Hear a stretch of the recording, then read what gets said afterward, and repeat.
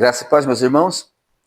Hoje nós vamos fazer nosso devocional, continuando os textos de 1 Timóteo, capítulo 6, verso 14. O apóstolo Paulo diz que guardes o mandato imaculado, irrepreensível, até a manifestação de nosso Senhor Jesus Cristo. O apóstolo Paulo conclama a Timóteo a guardar o seu chamado cristão, também o seu ministério pastoral com fidelidade, tendo apego à pregação fiel e também ao seu testemunho. E isto não deve ser feito durante algum tempo de sua vida, mas por toda a vida, a todos os crentes, em todas as épocas, até a vinda do Senhor Jesus. Por isso ele diz, guarde esse mandato imaculado, irrepreensível, a vinda gloriosa do Senhor Jesus Cristo, a qual ele também, nos evangelhos, ele mesmo revelou que ele virá com poder e glória nas nuvens do céu para o grande julgamento e estabelecer seu reino de uma vez por todas. Então é esta vinda que ele se refere e esta gloriosa manifestação que nós devemos esperar. João Calvino diz que em meio de tantas lutas e perseguições, isso é uma palavra de refrigério para que os crentes não fiquem olhando para os prósperos e ímpios deste mundo e desanimem seu coração e passem a se ver como perdedores. Mas eles devem entender que existe para nós, guardado, uma promessa final em que este mundo, da forma como nós conhecemos, onde o mal reina, terá um fim nessa grande manifestação. Por isso, os olhos do crente não devem ser voltados para agora, e sim para o futuro. Assim como o lavrador espera ansiosamente pelo dia da chuva, pelos tempos e épocas da chuva, e sabe que ela virá, assim também o povo de Deus deve esperar e saber que virá o dia da grande manifestação do nosso Senhor Jesus Cristo. Prosseguindo, a qual em suas épocas determinadas há de ser revelada. O tempo da volta do Senhor não deve ser entendido como demorado, conforme o apóstolo Pedro explica em sua carta, que muitos falam, olha, ele não vem não, porque desde que os meus pais morreram, ali está, dormiram, que é uma metáfora para a morte, usada nas Escrituras, fala-se desse grande julgamento, dessa grande vinda, e nunca acontece nada, porque esse tempo está determinado. Não será um tempo qualquer, mas esse tempo foi determinado. Os discípulos perguntam ao Senhor Jesus, quando será o dia da vinda? Quando serão estas coisas? E ele repreende com muito amor e diz, não vos compete saber os tempos e as épocas determinadas pelo Pai, pela sua exclusiva autoridade. Os mistérios do decreto pertencem a Deus, não pertencem à mente humana. E então, o homem deve esperar com fé, esperar pacientemente e perseverar na verdade e no zelo do Evangelho. Nas suas épocas determinadas, existe um dia final. Não se preocupe, não esmoreça o seu coração. Esse dia está marcado e não falhará. Portanto, há de ser velada pelo bendito e único soberano.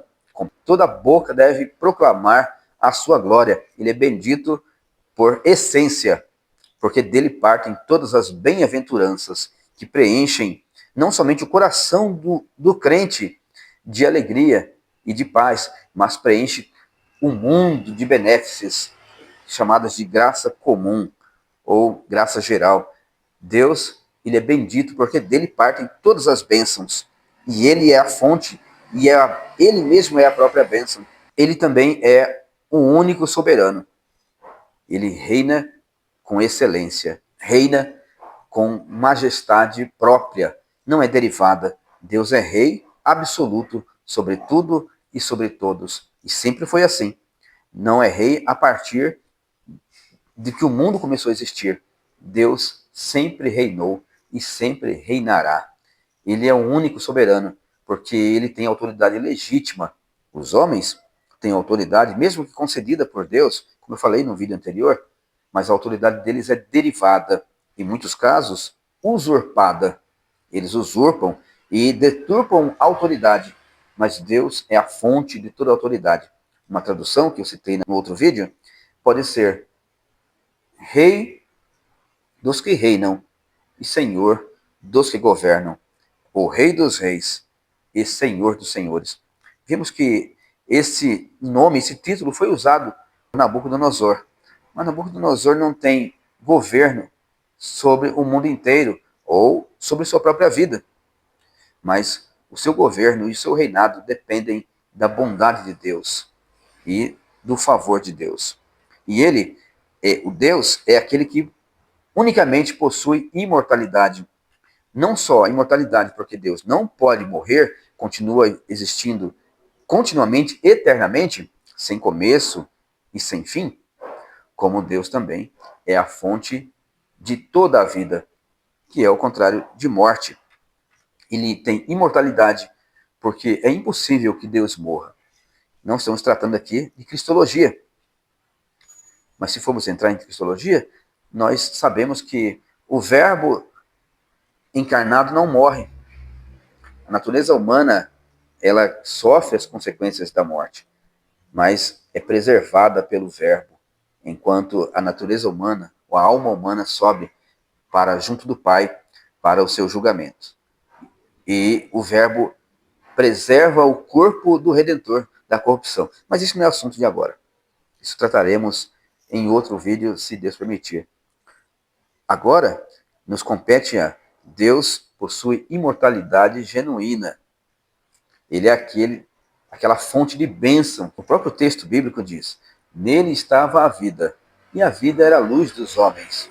O próprio Jesus diz, ninguém tira a minha vida, eu, pelo contrário, espontaneamente a dou. Ele possui as fontes de vida. Inclusive, é dito sobre o Pai que a vida eterna é esta, que te conheçam a ti, o único Deus verdadeiro, e a Jesus Cristo, a quem enviaste. João 17,3. Mostrando que a vida e o conhecimento e a proximidade de Deus estão ligadas, estão unidas.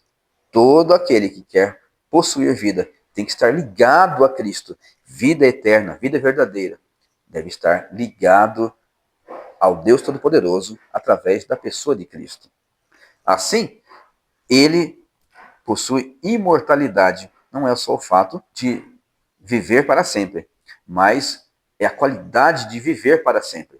Todos, de certa forma, que são criados, claro, possuem imortalidade porque continuam existindo depois desta vida, ou no céu ou no inferno. Mas aqui Deus é visto como aquele que tem vida em si mesmo. Ele é a fonte da vida, dele emana a vida, do qual todos nós temos esta vida cedida, emprestada, para que delas usemos conforme a bondade de Deus. E temos que prestar conta desta vida que recebemos de Deus, quando tivermos que devolvê-la. Então, ele possui imortalidade, e essa imortalidade sempre é ligada à luz. As coisas ocultas geralmente são faladas entre os homens que se escondem nas trevas. No caso de Deus, ele se oculta em luz. O texto sagrado diz que ele é coberto de luz como de um manto. Seus mistérios não são ocultos em trevas, e sim em luz.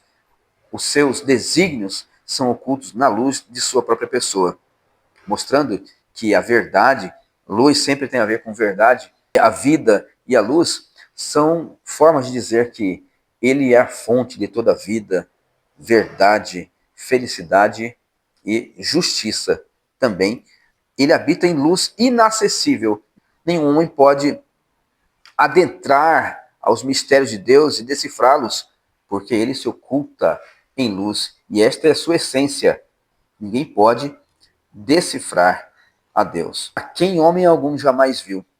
O próprio Moisés, quando pede para ver a glória de Deus, Deus responde, olha, ninguém pode ver a minha glória e continuar vivo. Homem nenhum pode fazer isso. Entendemos que, mesmo sendo um homem santo, temente a Deus, ainda assim, Moisés é apenas um homem. Não pode adentrar a esses arcanos e mistérios de Deus. Esta luz é inacessível. Nós temos aquilo que Deus revela. Nós vemos aquilo que Deus nos mostra, como no caso de Moisés vendo Deus pelas costas, o Senhor passando e proclamando a glória de Deus. As fendas da rocha, Moisés observa, mas a sua glória ele não pode ver. Assim também, quando ele aparece dentro da tenda da congregação, ele vê uma aparição em luz, em fogo, em glória, mas ainda assim não é a sua própria pessoa, e sim uma glória representada, teofânica, uma manifestação para que o homem saiba que Deus está presente. Mas a glória de Deus não pode ser vista, porque Deus é um profundo mistério, nem é capaz de ver, porque os olhos humanos, carnais, não podem contemplar esta glória, mostrando a separação daquilo que é terreno e daquilo que é espiritual. Assim também, a glória de Deus não pode ser conhecida por este modo de existência que nós nos encontramos. A Ele seja a honra e o poder eternos. Nessa glorificação, nessa doxologia, apresenta a Timóteo que Deus deve ser buscado, deve ser honrado. Nós veremos sempre Deus na glória da face de Cristo. E é isso que ele diz, quando é interrogado por Tomé. E diz, mostra-nos o Pai, isso nos basta. Ele diz, você não crê que eu estou no Pai, o Pai está em mim? Pois quem vê a mim, vê o Pai.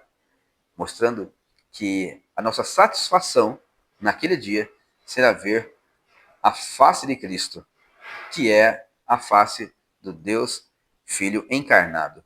Como o apóstolo Paulo diz, nele habita corporalmente a plenitude da divindade.